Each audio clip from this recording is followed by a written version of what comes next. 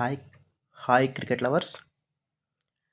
ఫైనల్గా second test కూడా మనం ఓడిపోవడం జరిగింది. అది కూడా దారుణంగా ఓడిపోయాం సౌత్ ఆఫ్రికా మీద. బౌమా మాత్రం రికార్డుల మీద రికార్డులు చేసుకుంటూ వెళ్తున్నాడు. తను కెప్టెన్గా తీసుకున్న 12 ఇన్నింగ్స్లో 11 గెలిచాడు, 1 డ్రా. అంటే no loss captain present. Next మన ప్లేయర్ ఆఫ్ ది మ్యాచ్ వచ్చి మార్కో జెన్సన్. తను వికెట్స్ పరంగా కానీ లేదంటే బ్యాటింగ్ అనేది రెండు చాలా బాగా చేశాడు. మ్యాన్ ఆఫ్ ది సిరీస్ వచ్చేటప్పటికి సిమ్మన్ హార్మర్కి ఇచ్చారు. ఎందుకంటే అతను ఈ 2 మ్యాచ్లు కలిపి 17 వికెట్స్ తీశాడు. ఇండియా మీద 27 వికెట్స్ తీశాడు. అంటే అర్థమవుతుంది నేను ఎంత స్పిన్ ఇంప్రూవ్ చేసుకున్నాడని.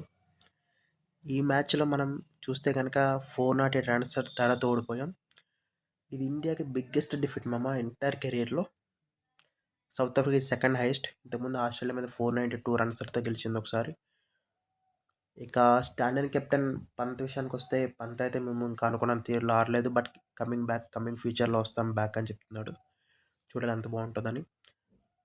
కానీ మేజర్ వచ్చి దీనికి గంభీరు ఏం చెప్తాడు, నెక్స్ట్ స్టెప్ ఏం చేయాలి. ఎందుకంటే తనకి రెండో సిరీస్ వైట్ వాష్ అయింది. లాస్ట్ ఇయర్ న్యూజిలాండ్తో 0-2 ఓడిపోయాం.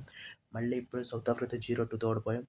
ఇంతకుముందు ఇలా మనం సౌత్ ఆఫ్రికాతో 2000లో ఓడిపోయాం 0-2. ఆ తర్వాత మనం ఎప్పుడు ఇలా వైట్ వాష్ ఎప్పుడు అయింది లేదు.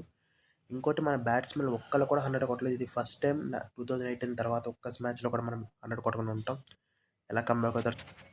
డెఫినెట్గా గంభీర్ అయితే చాలా గట్టిగా ప్లాన్ చేసి వస్తున్నాను అనుకుంటున్నాం.